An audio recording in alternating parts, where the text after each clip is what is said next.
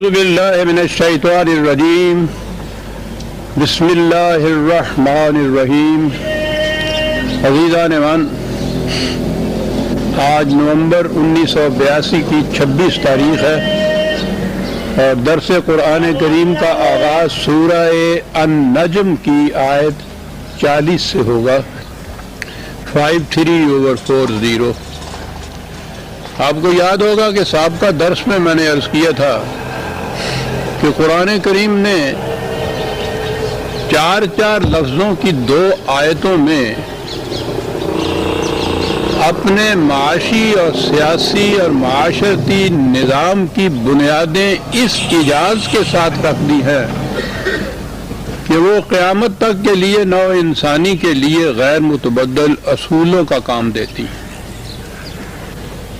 4 لفظوں کی 2 آیتیں، یہی ہے قرآن کی جامعیت کا ثبوت۔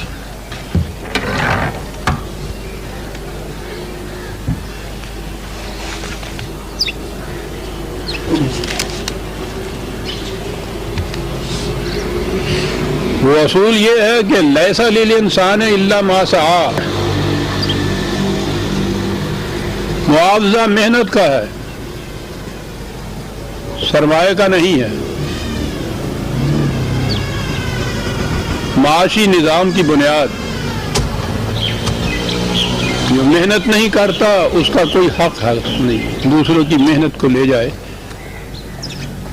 اور دوسری چیز اس نے کہی کہ لا تزر وازرۃ وزر اخری، ہر شخص اپنی اپنی ذمہ داریاں خود اٹھائے گا، کوئی کسی دوسرے کی ذمہ داری نہیں اٹھائے گا۔ تو آپ نے غور فرمایا کہ کس جامعیت سے قرآن نے 2 بنیادی اصول بیان کر دیے ہیں۔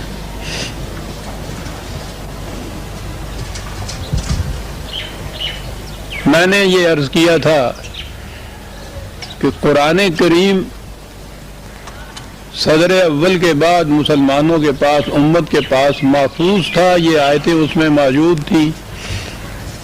اس کے باوجود جو ہمارے ہاں یہ معاشی نظام سرمایہ دارانہ آ گیا کہ جس میں محنت کرنے والے بیچارے کو تو روٹی تک نصیب نہیں، اور جو محنت نہیں کرتا اس کے کتوں کو وہ کچھ ملتا ہے جو اس غریب کے بیٹوں کو بھی نہیں ملتا۔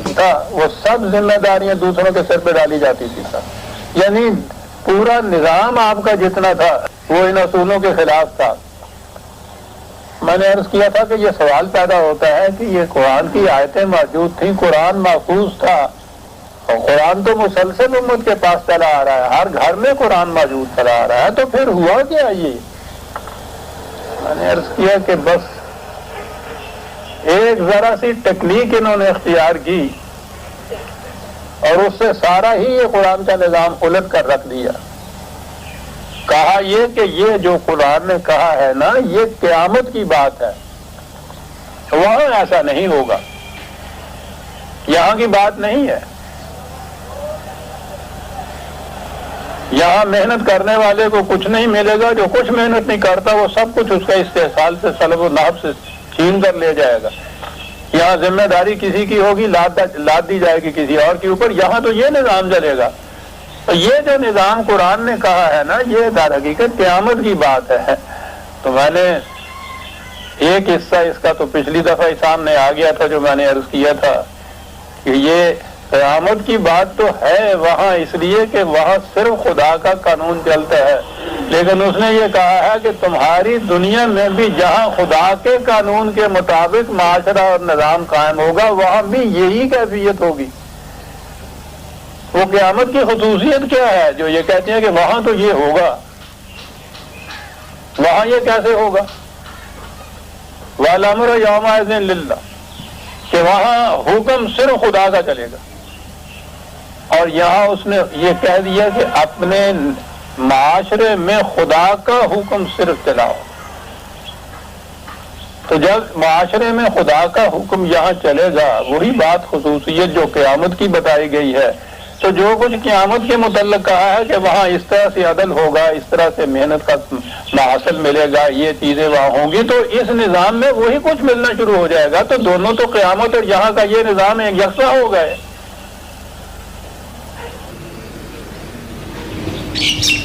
لیکن ان کی تعویل یہ تھی کہ نہیں یہاں تو جس طرح سے ہوگا وہ ہوتا رہے گا اور یہ قرآن کی آیتیں قیامت تک کے لیے. تو میں نے ایک تو پچھلی دفعہ کچھ آیتیں آپ کے سامنے لایا تھا جہاں یہ تھا کہ یہی ہوگا, یہ اسی کا نام انقلاب ہے جو وہ لانا چاہتا ہے قرآن کے. اس دنیا میں نظام ایسا قائم ہو جائے جیسا تم سمجھتے ہو کہ خدا کا نظام قیامت میں قائم ہوگا.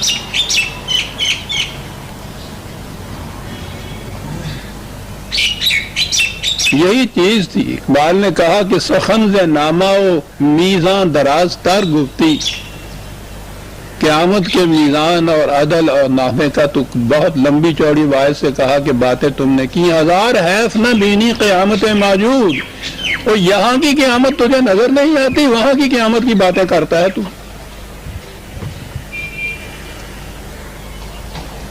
یہاں کا جہنم نہیں نظر آتا ان کو, وہاں کی بات ہے یہ. اب اسی ضمن میں نے عرض کیا تھا کہ یہ ذرا مزید تشریح طلب ہے, اس لیے کچھ 2-4 حوالے اس درس میں بھی میں پہلے اسی کے لوں گا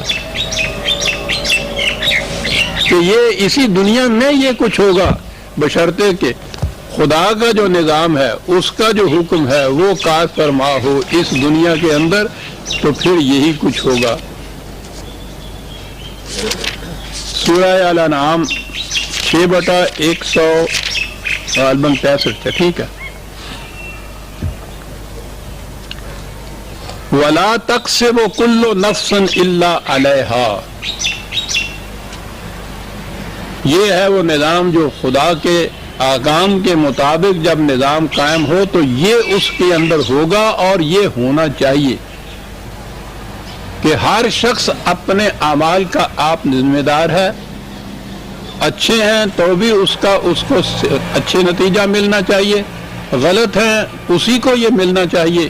یہ نہیں ہے کہ کرے کوئی اور بھرے کوئی, یہ بات نہیں ہے. یہ نظام ہونا چاہیے. اس نظام کو قائم کرنے کے لیے وہ سلسلہ رشد و ہدایت, انبیاء کرام, کتابیں, نظام, سب کچھ خدا نے اس نظام کو قائم کرنے کے لیے یہ دیا تھا. قیامت میں یہ کچھ ہوتا تو اس کو ضرورت ہی نہیں تھی یہ کچھ یہاں بھیجنے کی. قیامت میں تو سب وہاں جائیں گے, وہ اپنا حکم چلا لے گا. یہی وہ آیت جو میں نے ابھی عرض کی. پہلے تو یہ آ گیا کہ وَلَا تَقْسِبُ كُلُّ نَفْسٍ إِلَّا عَلَيْهَا, جو بھی جس قسم کا کام کرے گا اسی قسم کا نتیجہ اسے بھگتنا ہوگا. یہاں وَلَا تَزِرُ وَازِرَةٌ وِزْرَ أُخْرَى, وہی آیت یہاں آ گئی. کوئی بوجھ اٹھانے والا کسی دوسرے کا بوجھ نہیں اٹھائے گا. ہر شخص اپنی اپنی ذمہ داریاں آپ پوری کرے گا.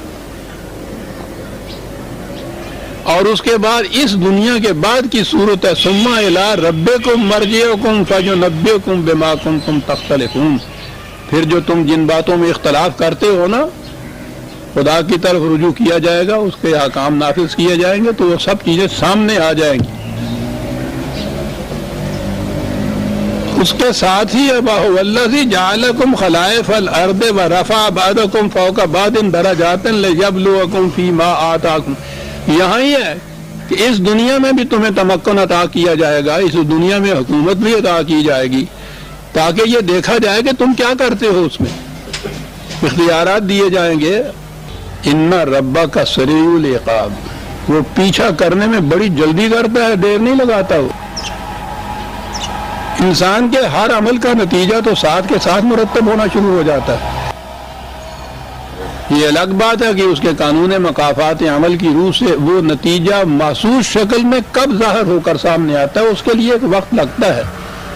وہ مہلت کا وقفہ ہوتا ہے کہ اس میں بھی یہ اگر اس چیز سے باز آ جائے اور اپنی اصلاح کر لے تو پھر انہ لغفور الرحیم, وہ حفاظت کا سامان بھی دے دیتا ہے.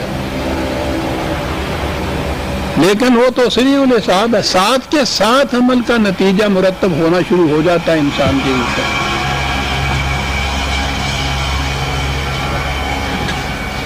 دوسرے مقام پہ ہے یہ ہے 6/165-66 میں نے عرض کیا.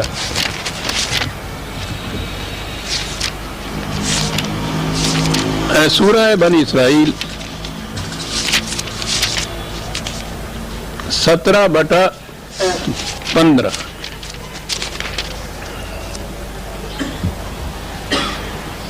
من اہتدی فانما یہتدی لنفسہ، جو صحیح راستے پہ چلتا ہے اس کا فائدہ اس کی اپنی ذات کو پہنچتا ہے.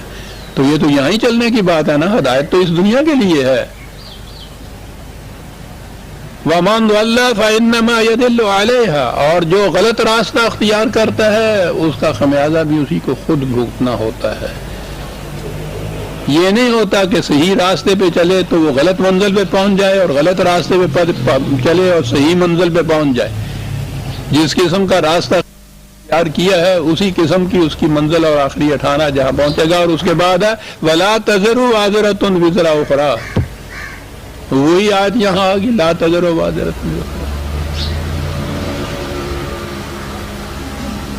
اور اس کے بعد یہ کہ یہی کچھ ہوگا، ولا وما كنا معذبین حتی نبعث رسولا.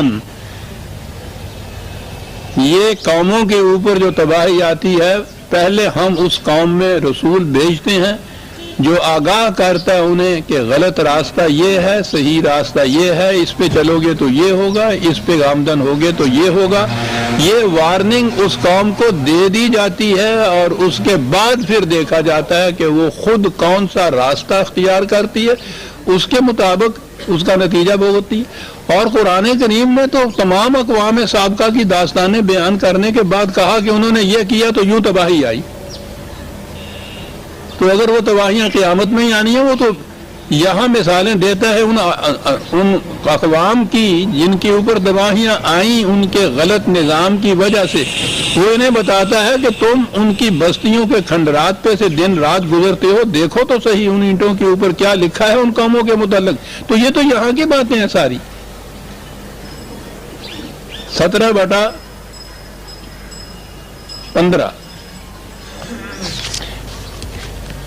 متعدد آیات ہیں جن میں بالتصریح یہ کہا ہے کہ اسی دنیا کے اندر یہ نتائج جو ہے وہ سامنے آ جاتے ہیں. 16/97 من عمل صالحا من ذکر او انثى وهو مؤمن فلنحيينه حیاتا طیبة. جو بھی مرد ہو عورت ہو ایمان اور اعمال صالحہ کے ساتھ اگر وہ زندگی بسر کرے تو ہم اسی دنیا میں نہایت خوشگوار زندگی اس کی بنا دیں گے. یہی بن رہی ہے حیات طیبہ. وَلَا نَجْزِيَنَّهُمْ أَجْرَهُمْ بِأَحْسَنِ مَا كَانُوا يَعْمَلُونَ، اور ان کے اعمال کے خوشگوار نتائج ان کو یہاں مل جائیں گے. وہ یہاں سے شروع ہو جاتا ہے، اعمال کے نتائج یہاں سے شروع ہو جاتی ہے. یہ الگ بات ہے کہ زندگی یہیں ختم نہیں ہو جاتی، آگے بھی چلتی ہے، تو اس لیے وہ نتائج بھی ساتھ آگے چلتے ہیں. اسی لیے اس زندگی میں بھی اور آنے والی زندگی دونوں کے متعلق بھی قرآن نے کہا کہ یہ نتائج ساتھ ساتھ چلیں گے. 2/201 سورہ بقرہ کی آیت. وَمِنْهُمْ مَنْ يَقُولُ رَبَّنَا آتِنَا فِي الدُّنْيَا حَسَنَةً وَفِي الْآخِرَةِ حَسَنَةً وَقِنَا عَذَابَ النَّارِ. صحیح زندگی بسر کرنے والے وہ ہیں جو یہ کہتے ہیں کہ یا اللہ اس دنیا کی ہماری زندگی کو بھی خوشگوار بنا دے اور اگلی زندگی کو بھی ہماری خوشگوار بنا دے. پہلے اس زندگی کو کہا ہے آتنا فی الدنیا حسنۃ، اور کہا کہ اولئک لہم نصیب مما کسبوا، ان کو ان کے اعمال کے مطابق نتائج ملیں گے. اور آگے ہے واللہ سریع الحساب، ہم تو بہت جلد حساب کر دیتے ہیں. اس زندگی میں حسنات، آخرت کی زندگی میں بھی حسنات. اور وہ پھر جو چیلنج نبی اکرم صلی اللہ علیہ وسلم کی زبان مبارک سے اپنے مخالفین کو دلایا گیا کہ لمبی چوڑی بحثوں کی ضرورت نہیں ہے،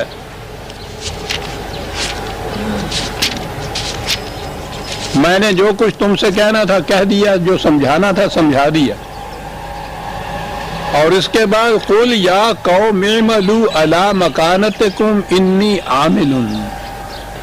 اب یہ ہے کہ تم اپنے پروگرام کے مطابق کام کرو، جو تم کہتے ہو کہ یہ ہے صحیح پروگرام، میں اس میں دخل نہیں دوں گا، مجھے میرے پروگرام کے مطابق کام کرنے دو. اس میں تم دخل نہ دینا. تو پھر کہا اس کے بعد فَسَوْفَ تَعْلَمُونَ مَنْ تَكُونَ لَهُ عَاقِبَةُ الدَّارِ، جلدی معلوم ہو جائے گا کہ کس کا دعویٰ سچا تھا اور کس کا دعویٰ جھوٹا تھا. یہ تو عملی نتائج پیدا کرنے والی بات ہے. تم کام کرو اپنے پروگرام کے مطابق، اپنا نظام جیسا تم کہتے ہو کہ یہی صحیح نظام ہے، چلو قائم کرو، میں کچھ نہیں کہتا، مجھے میرا نظام قائم کرنے دو، اور اس کے بعد نتائج خود بخود بتا دیں گے کہ کون سچا تھا اور کون جھوٹا تھا. تو وہ تو یہاں کی ساری باتیں ہو رہی ہیں. 6/136 اور یہی متعدد مقامات پر آیا ہے. یہ 11/93 اور 39/39. ان آیات میں یہی کہا گیا ہے کہ تم اپنی جگہ کام کرو، مجھے اپنی جگہ کام کرنے دو، اور فوراً اس کے بعد پتہ چل جائے گا کہ کس کا دعویٰ سچا ہے اور کس کا دعویٰ جھوٹا ہے. یہاں ہی وہ پروگرام ان کو بھی کہتا ہے اپنے پروگرام کے مطابق کام کرو، خود کہتا ہے رسول کہ مجھے میرے پروگرام کے مطابق کام کرنے دو. اس کی راستے میں رکاوٹیں نہ بنو، میں بھی نہیں بنتا، تم بھی نہ بنو، نظر آ جائے گا. اور وہ نظر آ گیا. وہ جو صدر اول کی تاریخ کو ہم دنیا کے سامنے پیش کرتے ہیں کہ قرآن کے نظام کے مطابق جب انہوں نے اپنی زندگی بسر کی یا اس کا نظام قائم کیا، اس کے نتائج کیا برآمد ہوئے. اور وہ جو مخالفین تھے انہوں نے جب اپنا پروگرام قائم کیا، اپنا نظام قائم کیا، تو اس کے نتائج کس قدر تباہ کن تھے. یہ تو تاریخ ہے، ساری دنیا جانتی ہے اس کو. یہ یہاں ہوا، اسی دنیا میں ہوا، اسی زندگی میں ہوا. کہنے کا مطلب یہ تھا کہ یہ ایک فریب ہے جو دیا گیا یا کھایا گیا کہ یہ یہاں یہ کچھ نہیں ہوگا، یہ سارا کچھ جو ہے نظام یہ اگلی زندگی کے اندر ہے، وہاں یہ کچھ ہوگا. لیکن یہ نظام تو اسی زندگی کے متعلق ہے. عزیزان من سوچ رکھیے کہ اگر یہ دو بنیادی اصول دنیا میں نظام کے ہوں کہ کوئی کسی دوسرے کی محنت کا استحصال، سلب اور نہب اور ایکسپلائٹیشن نہ کر سکے، جو محنت نہیں کرتا اسے کچھ نہ مل سکے، محنت والے کو اس کی محنت کا پورا پورا بدلہ ملے، معاوضہ سرمایہ کا نہیں محنت کا ہو، اور دوسری طرف کوئی کسی دوسرے کی ذمہ داری، اپنی ذمہ داری کسی دوسرے کے سر کے اوپر نہ لاد سکے، اپنی ذمہ داری خود پوری کرے. یہ دو ہی اصول اگر دنیا کے اندر قائم ہو جائیں، کوئی نظام جو ان دو اصولوں کو لے کر قائم ہو جائے، آپ سوچئے کہ یہ زندگی جنت کی بن جائے گی یا نہیں. اور یہی تو تھا جو حضور نے فرمایا تھا کہ مجھے میرے پروگرام کے مطابق کام کرنے دو. پھر دیکھو نتائج کیا نکلتے ہیں. اور لمبی چوڑی بات کی نہیں ہے، اگلی آیت میں تو بات صاف ہوگی کہ وَأَنَّ سَعْيَهُ سَوْفَ يُرَىٰ. ہر محنت کرنے والا اپنے محنت کا نتیجہ فوراً دیکھ لے گا، جلدی دیکھ لے گا، سامنے آ جائے گا اس کے، اگر یہ نظام قائم ہو گیا تو. ثُمَّ يُجْزَاهُ الْجَزَاءَ الْأَوْفَىٰ. ہر محنت کش کو اس کی محنت کا بدلہ، پورا پورا بدلہ مل جائے گا، کوئی اس میں سے کچھ ہضم نہیں کر سکے گا. یہ اگلی آیتیں خود بتاتی چلی جا رہی ہیں جن کے متعلق کہا کہ قیامت میں ایسا ہوگا. یہاں سب ایکسپلائٹیشن ہوتی جائے گی، سلب و ناب ہوتا چلا جائے گا.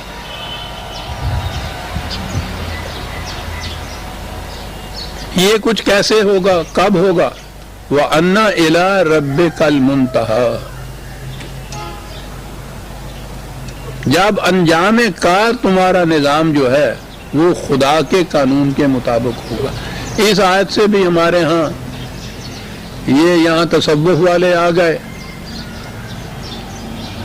انہوں نے بتایا یہ کہ یہ سارا یہ خدا کی ہدایت، رشد و ہدایت، قرآن، تعلیم، ساری یہ انسانی زندگی کا مقصود منتہا یہ کہ انسان کی ذات خدا کی ذات میں جا کے مل جائے گی.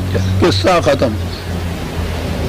یہ جو اس کا الگ وجود ہے، الگ تشخص ہے، یہ ساری تباہیاں، ساری قیامتیں اس لیے اس پہ برپا ہو رہی ہیں۔ منتہا یہ ہوگا کہ یہ انسان کی ذات خدا کی ذات کے اندر جا کے مل جائے گی۔ آپ کو کئی دفعہ میں نے یہ کہا ہے، الفاظ اس طرح سے رائج ہو جاتے ہیں کہ کبھی سوچتے ہم نہیں کہ ان کے معنی کیا ہیں۔ یہ جتنے بڑے بڑے بزرگ فوت ہوتے ہیں نا، تو ان کے متعلق یہ نہیں کہتے وفات پا گئے، وصال ہو گیا حضور۔ یہ وصال کے کیا معنی ہوتے ہیں؟ وصل کے کیا معنی ہوتے ہیں؟ مل جانا دوسروں کے ساتھ۔ یہ وہی تصوف ہے، یکسر قرآن کے خلاف۔ انسان کی ذات ذات خداوندی میں جا کے مل جاتی۔ چلیے قصہ ختم، اعمال، اس کا نتیجہ، جزا، سزا، یہ سارا قصہ ہی ختم۔ تو اس میں جا کے ذات خداوندی میں مل جاتی ہے۔ اور یہ وصال ہوا، تو وصال تو آپ سمجھتے ہیں نا کہ کن معنی میں لیا جاتا ہے۔ تو آپ کو پتا یہ عرس کیا ہوتا ہے؟ یہ دعوت عروسی کے آپ نے بھی دیکھے ہوئے کارڈ آتے ہیں۔ یہ عروسی کے تو معنی ہم جانتے ہیں، شادی۔ عرس کا لفظ ہم اس معنی میں نہیں لیتے، وہ کچھ وہ اور ہی معنی ہوتے ہیں، وہ تو بات ہی وہی ہے۔ عیسائیت کے اندر یہ جو ننس ہوتی ہیں، شادی نہیں کرتی، وہ اسپاؤسز آف جیسس کراتی ہیں، جیسس کی دلہن ہے۔ یہاں تو وہ نہیں ہے، وہ سلسلہ ہمارے ہیں، وہاں یو پی کے اندر تھے، یہ فارسی ہے جن کو کہتے ہیں، وہ دلہنے بنے ہوئے ہوتے تھے، یہی زعفرانی رنگ کے انہوں نے کپڑے پہنے ہوئے ہوتے تھے، اور وہ اپنے آپ کو خدا کی دلہنیں بناتے تھے۔ یہ عرس کے معنی شادی کے ہیں، اور اس کے ساتھ وصال ہوتا ہے۔ تو یعنی کس تماشے میں الجھ گئی یہ قوم، یہ امت خرافات میں کھو گئی۔ ورنہ بات تو یہ تھی کہ نظام خداوندی کے معنی یہ ہیں، 22/41 مشہور آیت، الذین ان مکناہم فی الارض اقاموا الصلاۃ وآتوا الزکاۃ وامروا بالمعروف ونہوا عن المنکر۔ یہ جب یہ قوم جو قرآن کو لے کے اٹھی ہے، جب انہیں تمکن زمین میں حاصل ہوگا، ان کو اقتدار ملے گا، ان کی مملکت اور حکومت قائم ہوگی، تو پھر یہ اقامت صلاۃ اور ایتاء زکوٰۃ کا فریضہ عطا کریں گے۔ جس چیز کو قرآن نے صحیح کہا ہے اس کا نافذ کریں گے، جسے اس نے غلط کہا ہے اس سے روکیں گے، اور جس کے لیے میں نے یہ آیت نازل کی، وَلِلَّهِ عَاقِبَةُ الْأُمُورِ، یوں تمام معاملات آخر الامر خدا کے حکم کے مطابق طے ہوں گے۔ یہ ہے، یہ جو منتہا ہے، ہر چیز آخر الامر طے جو کریں گے، مشاورت ان کے ہاں ہوگی، ڈسکشن ان کے ہاں ہوں گے، یہ سارا کچھ ہوگا۔ طے کس طرح سے معاملہ ہوگا؟ خدا کے حکم کے مطابق۔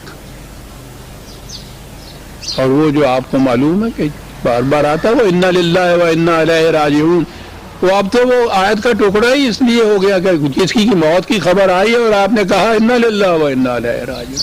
وہ موت کے سوا کہیں اور کسی جگہ وہ بولا ہی نہیں جاتا، معاذ اللہ۔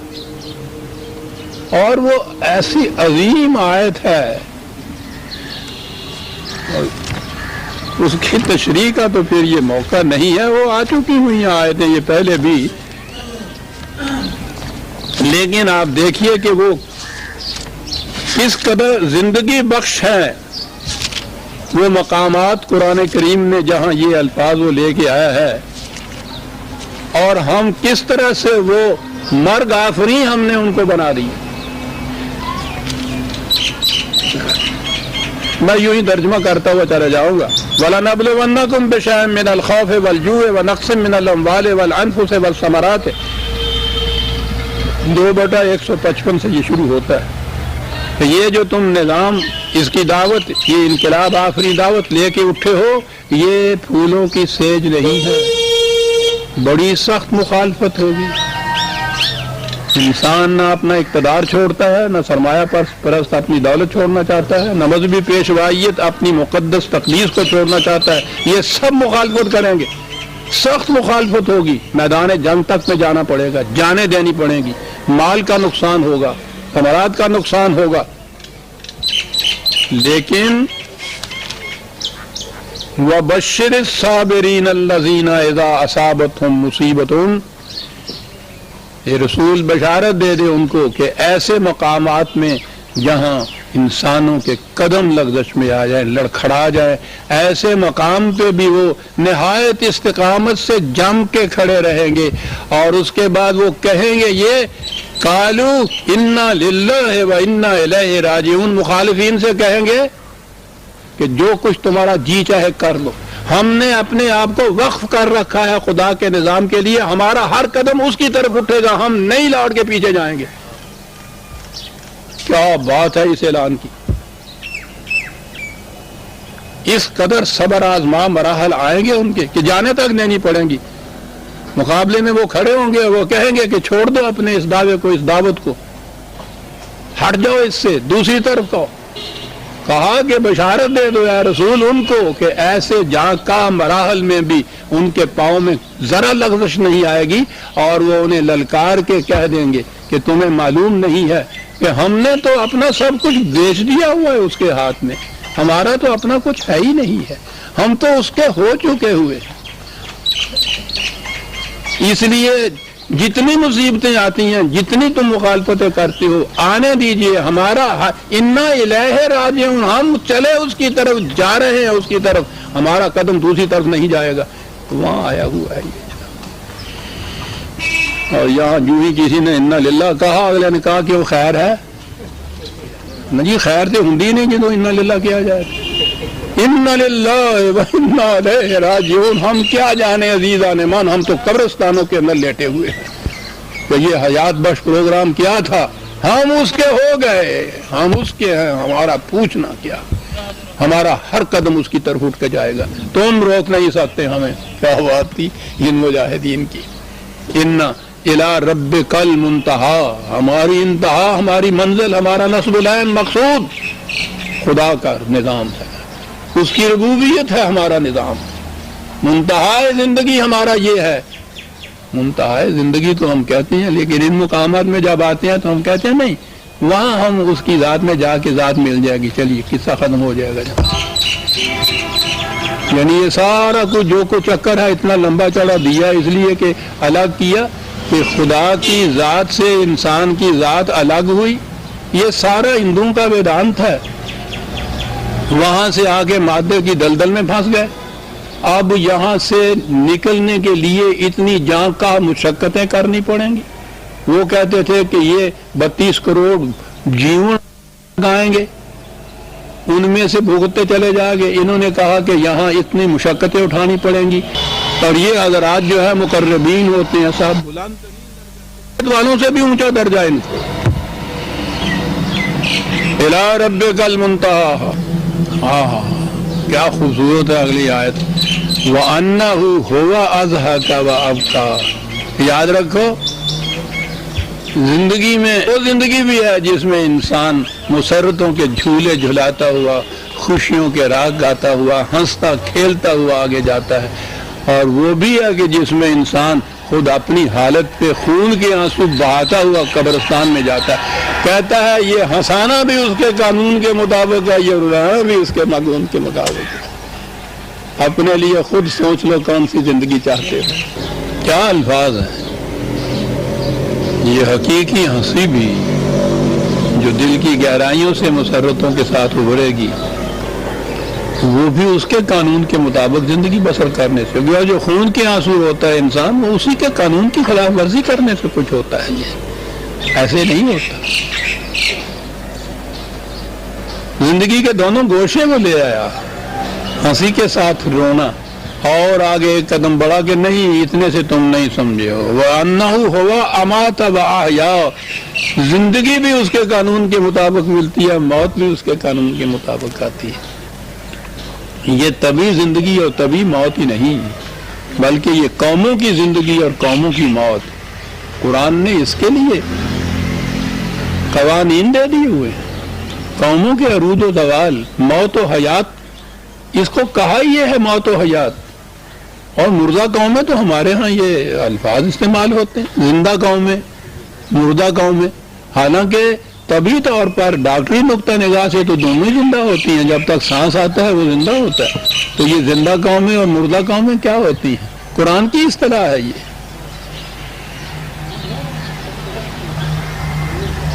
کہا کہ دیکھیے یہاں تک کیسے بات آئی، زندگی کی ابتدا ہوئی وَأَنَّهُ خَلَقَ الزَّوْجَيْنِ الذَّكَرَ وَالْأُنثَىٰ، زندگی کی ابتدا ہوئی ایک جرثومہ سے، پھر وہ اس کے قانون حیات کے یا ارتقاء کے مطابق وہ دو حصوں کے اندر تبدیل ہوا، پھٹ گیا، من نطفۃ اذا تمنا، وہ پھر حیات انسانی بشریت پیکر کے اندر آیا، تو پھر اس طرح سے جیسے ہمارے ہاں یہ بچے کی پیدائش اور حمل ہوتا ہے ہو گیا، اور اس کے بعد یہ سلسلہ چلا آ رہا تھا۔ میں نے عرض کیا ہے کئی دفعہ کہ یہ جو ارتقاء کا سلسلہ ہے یا ایولیوشن ہے، حیوانات کی سطح تک یہ ایک ہی زندگی، ایک ہی طرح کی زندگی آتی ہے۔ حیوانات سے آگے جب انسان کے پیکر میں زندگی آتی ہے تو وہاں ایک بہت بڑا انقلاب آتا ہے، اور وہ یہ کہ انسان کو صاحب عقل و شعور بنایا گیا ہے، صاحب اختیار و ارادہ بنایا گیا ہے۔ اس سے پہلے یہ چیز نہیں ہے۔ حیوانات کی کتنی ہی اونچی سطح کیوں نہ ہو، عقل و شعور اور اختیار و ارادہ یہ وہاں نہیں ہوتا۔ انسان کی زندگی میں یہاں پہنچنے کے بعد پچھلا ارتقائی سلسلہ جو ہے اس کے اندر ایک انقلاب آفری ٹرننگ پوائنٹ جسے کہتے ہیں وہ آتا ہے، بالکل نئی زندگی یہاں ملتی ہے۔ وقت کو تو میں ایکسپلین کروں، اور میں نے اپنی کتابوں میں یہ لکھا ہے کہ یہ یورپ کے ایولیوشن تھیوری والے جو ہیں، ارتقاء کے نظریہ والے، وہ بھی یہ کہتے ہیں کہ درجہ حیوانات سے جب انسانیت کے درجے میں زندگی آئی ہے تو یہاں اس کو وہ کہتے ہیں ایمرجنٹ ایولیوشن، کہ پچھلے سلسلے کے مطابق نہیں یہ ہوتی، یہ ایک فضائی یا ہنگامی چیز ہوتی ہے، اور سے اور کچھ ہو جاتا ہے، بدلے کچھ ایسے اور سے کچھ اور ہو گئے، نہیں بدلے کچھ ایسے طور سے بے طور ہو گئے۔ قرآن نے یہ لفظ استعمال کیا اتوارن کا، کہ یہاں پہنچنے کے بعد ایک اور ہی طور ہو گیا زندگی کا۔ وہ کیا تھا؟ وَأَنَّ عَلَيْهِ النَّشَأَةَ الْأُخْرَى، یہاں آنے کے بعد وہ ایک نشأت ہے، ابھار ہے، نمود ہے زندگی کی بالکل مختلف، زندگی کی پہلی سطح سے بالکل الگ سطح انسان کی۔ یہاں ذمہ داری اس کے اوپر عائد ہو گئی، وہاں ذمہ داری عائد نہیں ہوتی۔ کوئی کسی شیر کو پھانسی نہیں دے دیتا کہ اس نے ایک آدمی کو پھاڑ کھایا تھا، کوئی کسی سانپ کو ملزم قرار نہیں دیتا کہ اس نے ایک کو ڈس دیا تھا اور وہ مر گیا تھا۔ یہ ان کی ذمہ داریاں نہیں۔ ذمہ داری کا سوال وہاں آتا ہے جہاں اختیار و ارادہ ہوتا ہے، اور اسی لیے قرآن نے جرم کے لیے پہلی شرط یہ قرار دی ہے کہ اس میں تعمدت قلوبہم، دل کا ارادہ اس کے اندر شامل ہو تو پھر جرم ثابت ہوتا ہے۔ اختیار و ارادے سے جو کچھ کیا جائے، یہ ہے نئی زندگی جو انسان کو دی ہے، اور اسی سے ذمہ داری اس کے اوپر عائد ہوتی ہے، اسی سے یہ اپنے اعمال کے نتائج کا خود ذمہ دار قرار پاتا ہے۔ نشأت خود، اور یہاں پہنچنے کے بعد ربوبیت جو ہے وَأَنَّهُ هُوَ أَغْنَى وَأَقْنَى، یہاں پہنچنے کے بعد اس کی ربوبیت ہے، وہ دیتا ہے، اتنا دیتا ہے کہ کسی کا محتاج نہ رہے۔ دو لفظ آ گئے، اغنا تو صرف ضرورت کو پورے کرنے کی بات ہے، لیکن آپ نے دیکھا ہے یہ کہ اتنا کچھ ملا ہوا ہوتا ہے، اس کے باوجود حرص انسان کی ختم نہیں ہوتی، لالچ ختم نہیں ہوتا، ہوس ختم نہیں ہوتا، وہ اور آگے بڑھتا ہے، تقاصر ہو جاتا ہے، دوسروں سے آگے بڑھنے کے لیے مارا مارا پھرتا ہے۔ یعنی اپنے لیے تو زیادہ سے زیادہ 2 روٹیاں کیا، ہم نے تو دیکھا بڑے بڑے دولت مند کروڑوں روپے کے مالک 2 روٹیاں بھی نصیب نہیں ہے، صحت اتنی بگڑی ہوئی ہے۔ میں نے دیکھا وہ روٹی کے پیچھے ہوتا ہے نا، پھلکے کے پیچھے وہ پردہ سا، وہ پردہ مونگ کے دال کے شوربے میں، شوربہ گوشت کا نہیں، دال کا پانی، اس میں وہ روٹی کا پردہ وہ بھگو کے کھا رہے ہیں کروڑوں روپے کے مالک. میں نے خود دیکھا یہ چیز، نیت نہیں بھرتی. یہ کھا رہے تھے اور وہ منشی یا کلرک یا جو مینیجر تھا اس سے باتیں کر رہے تھے کہ اچھا بھائی وہ فلان جو شیئر آئے تھے نا تو اس میں پروفٹ جو آیا ہے وہ داخل کر دیا تم نے، یعنی نصیب میں اپنے یہ ہے، اور وہ پروفٹ جو لاکھوں کا اس کا حساب کر رہے ہیں. کیا بات قرآن کی. ہوا اغنا و اقنا، وہ دیتا ہے، کھانے کو دیتا ہے، اور وہ کیفیت پھر پیدا کرتا ہے کہ تمہیں اس کے بعد قلب کا اطمینان نصیب ہو جائے.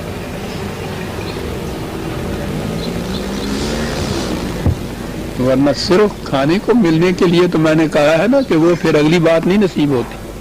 ایک تو اطمینان یہ ہے کہ بھوک میں جو ہے وہ تو فریب نفس ہے، وہ اطمینان نہیں ہوتا. ایک بے اطمینانی یہ ہے کہ سب کچھ ملا ہوا ہے اور اس کے باوجود دل ہے کہ وہ اسی طرح سے ترستا چلا جا رہا ہے. یمون جسے قرآن کہتا ہے جھوٹی پیاس والا اونٹ، پیاس بجھتی نہیں ہے. الحاکم التکاثر حتی زرتم المقابر،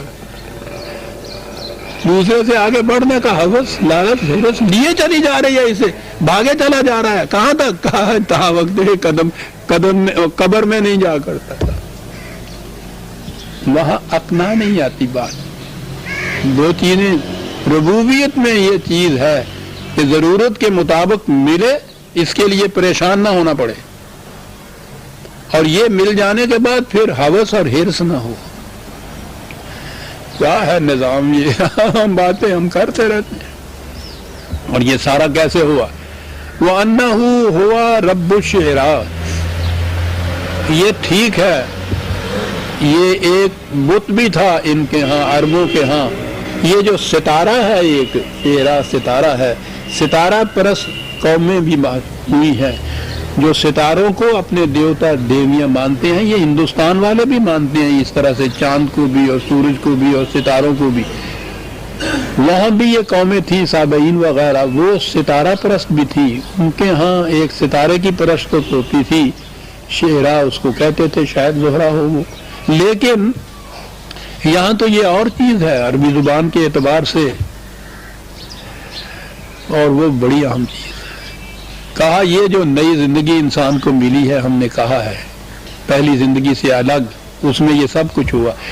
شعرا کو عربی زبان کی روح سے لیے جائے تو اس کے معنی شعور کے بھی ہوتے ہیں. یہ جو شعور ہے نا انسان کا، شعور خیش،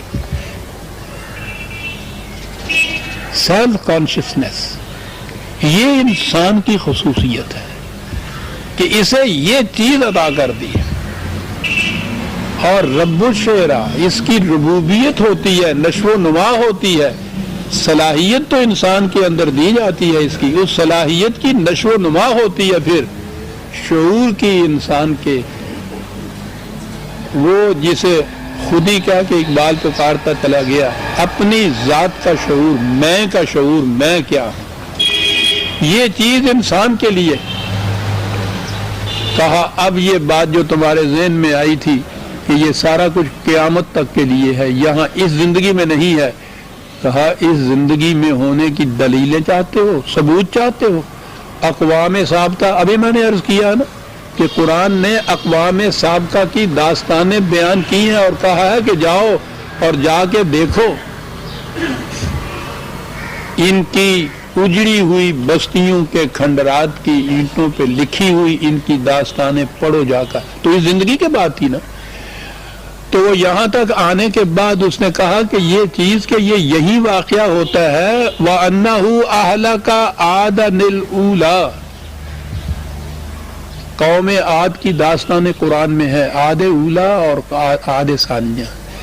پہلی آئے قوم عاد اور بعد کی قوم عاد، وہ دو حصے ہیں اس قوم کے. کہا دیکھو کہ کس طرح ان کو ہلاک کیا گیا. وہ سمودا فما ابقا، سمود کو جا کے دیکھو. یہ نہیں ہوا کہ ان کو تغیر ہی نہ ہو، ان کو ہلاکت نہ ہو، تباہی نہ ہو، غلط نظام قائم کیا، ان کی بھی یہ کیفیت ہوگی. تو اب آپ نے دیکھا کہ وہ جو کہہ رہا تھا کہ یہ سب کچھ اسی زندگی میں شروع ہو جاتا ہے، اس کا ثبوت دے رہا ہے. اس کے لیے دلائل میں ہم پہنچا رہا ہے، اور ثبوت تو وہ یہ نہیں کہ تھیوریٹیکل ہوتے ہیں اس کے، وہ تو ایسے محسوس ثبوت دیتا ہے جو آنکھوں سے دیکھو اور شعور سے سمجھ لو۔ یہ جتنی قومیں پہلے گزری ہیں، ایک تو یہ سمجھے کہ قرآن کریم نے ان انبیاء کرام کا ذکر بالتفصیل کیا ہے جن سے اس زمانے کے عرب واقف تھے، جانتے تھے ان کے متعلق۔ ان قوموں کا ذکر کیا ہے جن قوموں کی بستیاں ان کے گرد و نواح میں تھی، یہ تجارت پیشہ تھے، بہت سیاحت اور سفر کرتے رہتے تھے، ان شاہراہوں کے اوپر ان قوموں کی بستیاں تھیں، تو یہ جب گزرتے تھے تو وہاں ان کے متعلق یہ باتیں کرتے تھے۔ تو یہاں پرانی بستیاں یا پرانے مقامات ہیں، ان کی باتیں لوگ کرتے ہیں، ہڑپا اور موہنجو دارو اور ٹیکسیلا اور یہ سارا کچھ، یہ تو خیر عجائب گھر بنا دیا ہم لوگوں نے، ان کی اجڑی ہوئی بستیاں جو ہے، تو یہ عربوں کے ہاں تو ان کی داستانیں بیان کی جاتی تھی۔ قرآن نے اسی لیے انہی انبیاء کرام کا ذکر کیا ہے جن سے یہ لوگ واقف ہیں۔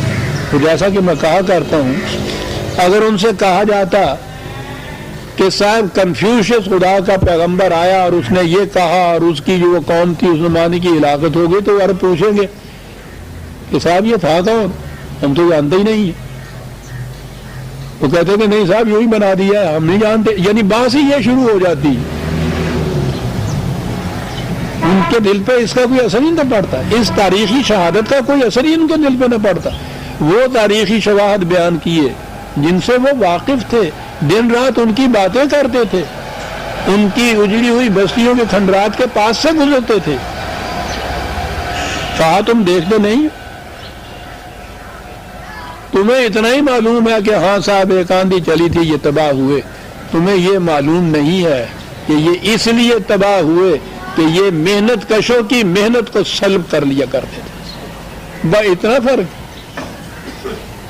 تاریخ کے محسوس شواہد تو پڑے ہوئے ہیں دونوں کے سامنے، وہ شعور کی روح سے جو نتیجہ اخذ کرنا ہے وہ مختلف ہو جاتا ہے۔ یہ جسے آپ اس دور کی مادہ پرستی یا سیکولرزم کہتے ہیں، اس میں یہ ساری چیزیں طبی قانون کے تابع وہ سمجھتے ہیں کہ اس قوم سے یہ غلطی ہوئی، یہ اسٹریٹجک ایرر ہو گئی، اس قسم کا انہوں نے انتظام نہ کیا، وہاں تک کی نگاہ ان کی جاتی ہے۔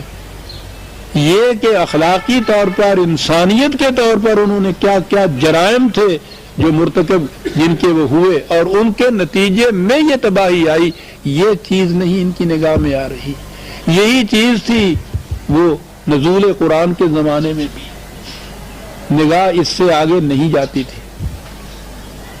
وہ نتائج اعمال یا مکافات عمل کا جو قانون تھا، اس پہ نگاہ نہیں تھی ان لوگوں کی۔ وہ تو یہ سمجھتے تھے کہ بتوں کو جا کے راضی کیا، ان کی کچھ پرستش کر لی، معاملہ وہ ختم ہو گیا، باقی سارا معاملہ دنیا کے معاملے دنیا دار کی طرح۔ نہیں، یہی کچھ آج کل ہمارے ہاں ہو رہا ہے، ہم خود اسی طرح سے کر رہے ہیں۔ کسی کی نگاہ اس طرف نہیں اٹھ رہی کہ اس نے اپنی کاروباری بندوبست کر لی ہے، مینجمنٹ بڑی صحیح ہے، ایڈمنسٹریشن بالکل ٹھیک ہے، سارے انتظامات یہ کر لیتے ہیں نا کہ اب تباہی نہیں آئے گی۔ یہ بات کہ یہ انسانیت کا گلا گھٹ رہا ہے، اسی کی وجہ سے تباہی آئے گی، یہ کسی کی نگاہ میں نہیں ہوتی۔ یہی بات اس قوموں میں تھی۔ اس نے کہا کہ ان قوموں کے حالات کو دیکھو، وَقَوْمَ نُوحٍ مِّن قَبْلُ، کہا یہ کیوں تباہ ہوئے؟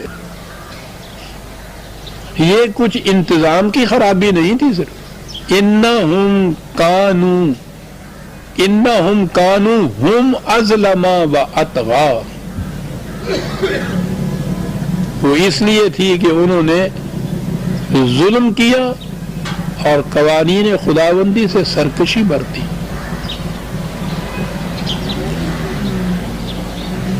میرے درس میں اور قرآن کریم میں بار بار آتا ہے قانون خداوندی، اس کی سے سرکشی برتنا، اس کا اتباع کرنا۔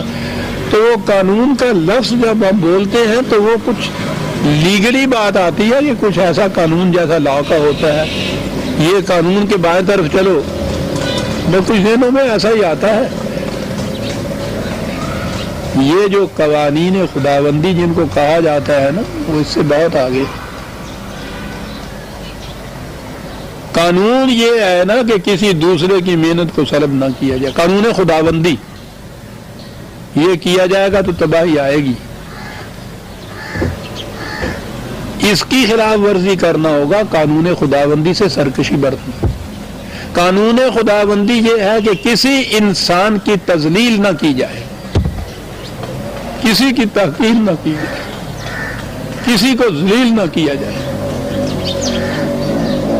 یہ قانون خداوندی ہے۔ جس نظام میں یہ چیز نہیں باقی رہے گی، احترام آدمیت نہیں رہے گا، وہ قانون خداوندی سے سرکشی برتے گا۔ یہ ہے وہ قوانین جن سے سرکشی برتنے سے تباہیاں آتی ہیں قوموں کی۔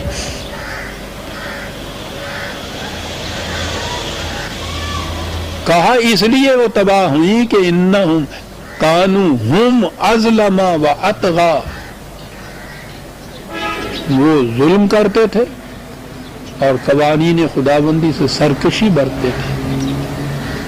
قوم عاد اور ثمود اور قوم نوح کا ذکر کیا، والمؤتفکۃ اہوا، جتنی بستیاں بھی تباہ ہوئی تمہارے سامنے آتی ہیں، وہ تباہ اس لیے ہوئی تھی کہ فغشاها ما غشا، ان کے غلط اعمال کے نتائج نے ان کو گھیر لیا تھا۔ وہ ہے نا قانون خدا کا، وہ پلڑوں والی بات کہ کس قسم کا پلڑا جھکتا ہے، تباہی لانے والا پلڑا اور زندگی بخشنے والا پلڑا، ان میں وہ جیسا کہتے ہیں کہ وہ پرچیاں ڈالتے ہیں، تو دیکھا یہ جاتا ہے میدان خداوندی میں کہ کسی قوم کا کون سا پلڑا جھکتا ہے۔ اگر ظلم اور استبداد کا پلڑا جھکا ہے تو انہوں نے کچھ جو کام بہتری کے بھی کیے ہیں، سڑکیں بنوائی ہیں جی، پل بنوا دیے ہیں جی، وہ کھیتوں میں ہل چلوا دیے ہیں جی، یہ چیزیں بہتری کی ہیں، لیکن اس کے مقابلے میں دوسری طرف جو پلڑے کے اندر وہ ظلم اور سلب و نہب کا پتھر آیا ہے، اس ایک پتھر نے اس کو ایسا جھکا دیا ہے کہ یہ کچھ حیثیت ہی نہیں رکھتی یہ چیزیں جو تم نے کی۔ ظلم اور سلب و نہب، انسانیت کی تحقیر و تذلیل، یہ اتنے بڑے بڑے پتھر ہیں کہ ان میں سے تو ایک پتھر بھی پلڑے کو جھکا کے زمین پہ لے جاتا ہے۔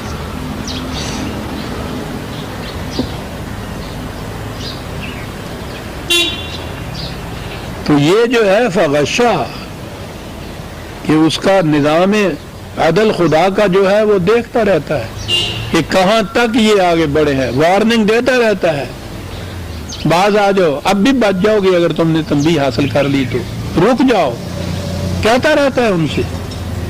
لیکن جب وہ اس پہ کان نہیں دھرتے تو فغشاها ما غشا، تو چاروں طرف سے غلط نظام کے تباہ کن نتائج گھیر لیتے ہیں۔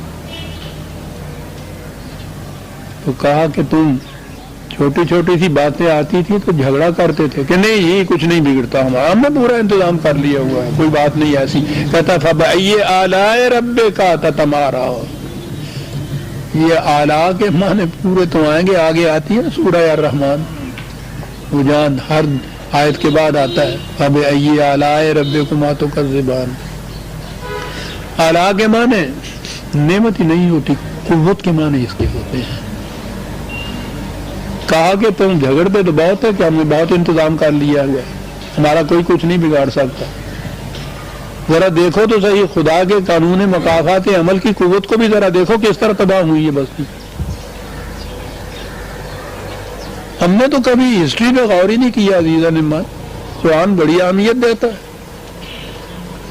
Decline and fall of Roman empire کی ایک ہسٹری آپ پڑھ لیجئے کہ بن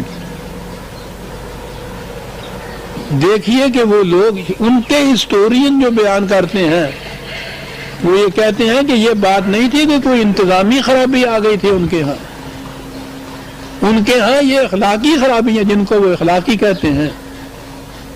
قرآن جنہیں اقدار کہتا ہے، اقدار کی خرابیاں تھیں جن کی وجہ سے اتنی عظیم قومیں اور تہذیبیں تباہ ہو کے رہ گئے، کھنڈرات ان کے باقی رہ گئے سب۔ تو کہا کہ کہو خدا کی کس قوت تک کے متعلق تم جھگڑو گے کہ نہیں صاحب یہ اس کی قوت نہیں ہے، دیکھو تو صحیح ان بستیوں. اور اس کے بعد کہا کہ یہ جو کچھ ہم کہہ رہے ہیں ھذا نذیر من النذر الاولی، کوئی چیز جو پہلے انبیاء کرام کہتے چلے آئے تھے اور وہ آگاہ کرتے چلے آئے تھے، تمہیں وارننگ دیتے چلے آ رہے تھے، وہی وارننگ یہ ہے. اور وہ وارننگ اب یہ ہے کہ ازفت الازفت، پھر وہی بات آ گئی کہ یہ رسول تمہیں گزشتہ 10-15 برس سے یہ کچھ کہہ رہا ہے، تم کان نہیں دھر رہے. وہ آنے والی گھڑی اب آ پہنچی ہے، وہ تو آ پہنچی، وہی بات جو پیچھے سے چلی آ رہی تھی کہ یہ وہی کا ذکر نہیں ہے، آ پہنچی. لیس لہا من دون اللہ خاشعۃ، وہ تباہی ایسی ہے کہ خدا کے قانون کے سوا کوئی قوت دنیا کی اس کو روک نہیں سکتی، اس تباہی کو کوئی قوت روک نہیں سکتی. افمن ھذا الحدیث تعجبون، کہا جب ہم یہ بات کہتے ہیں تو تمہیں اس پہ تعجب آتا ہے کہ اتنی بڑی قوت کی مالک قوم، اتنے ان کے انتظامات، اتنے ان کی فوجیں، اتنے ان کے اسلحہ، کیا تم کہتے ہو کہ وہ اس لیے تباہ ہو جائیں گی کہ انہوں نے آدمیت کا احترام کھو دیا تھا؟ کیا کہہ رہے ہو؟ کہا تمہیں تعجب آ رہا ہے اس چیز کے اوپر.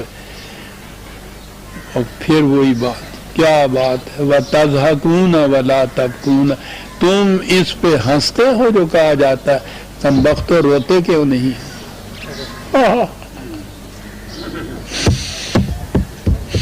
اس پہ ہنستے ہو.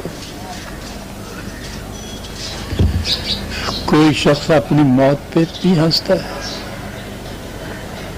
وَتَضْحَكُونَ وَلَا تَبْكُونَ، تم اس لیے ہنستے ہو کہ وَأَنْتُمْ صَامِدُونَ، تم غافل ہو اپنے انجام سے. جس کو اپنے انجام کا پتہ چل جائے، معلوم ہو جائے کہ یہ کینسر ہے جو مجھے کھا رہا ہے، پھر وہ نہیں ہنستا. وَأَنْتُمْ صَامِدُونَ، کہا وارننگ دی ہے تمہیں، اب بھی وقت ہے بچ جانے کا، اور اس کے لیے ایک ہی طریقہ ہے، فَاسْجُدُوا لِلَّهِ وَاعْبُدُوهُ، صرف ایک خدا کے نظام کی اطاعت اختیار کرو، جھکو اسی کے سامنے جھکو، کسی اور کے سامنے نہ جھکو. کہا یہ ہے جو میں کہنا چاہتا ہوں، بچ جاؤ گے، اب بھی وقت ابھی ہے، مہلت کا لمحہ فرصت کا ختم نہیں ہوا ہے. اور طریقہ یہ ہے فَاسْجُدُوا لِلَّهِ وَاعْبُدُوهُ، یہ ہے طریقہ بچ جانے کا. آپ کو معلوم ہے ہم نے اس پہ کیسے عمل کیا ہوا ہے؟ قرآن شریف میں آپ دیکھو، جہاں یہ ہے نا، کئی مقامات پہ یہ چیز آئی ہے، وہاں لکھا ہوا ہوتا ہے کنارے کے اوپر حاشیے میں سجدہ، اور اس کے لیے تلاوت کا حکم ہوتا ہے کہ جہاں یہ آیت آئے نا تو تلاوت کرتے ہوئے قرآن شریف کو ایک طرف رکھ کے تو پھر سجدہ کر لیجیے، سجدہ کر لیا اور پھر آگے چل گئے. تو یہ وہ جو خدا نے حکم دیا تھا نا واسجدوا، وہ پورا ہو گیا، اس کی تعویل ہو گئی. چلو پھر اب آگے چلو قرآن شریف میں جی سجدہ. پھر یہ مسئلے شروع ہو گئے، سجدہ واجب ہو جاتا ہے، سجدہ فرض ہو جاتا ہے، 2 ہونے چاہیے، 1 ہونے چاہیے. پھر یہ واسجدوا کا تعمیل ہو رہی ہے اس کے اوپر، واسجدوا للہ وعبدوہ، پرستش اسی کی کرو، سیدھی بات ہے. یہ کچھ کیا اور ہم نے کہا کہ ہم تو اسی کی پرستش کرتے ہیں، ہم نماز پڑھتے ہیں، روزہ کرتے ہیں، سجدہ کرتے ہیں تلاوت کے وقت میں. سورہ النجم آج ختم ہو گئی عزیزان نمان. آئندہ درس میں سورہ القمر سے ہم شروع کریں گے. ربنا تقبل منا انک انت السمیع العلیم.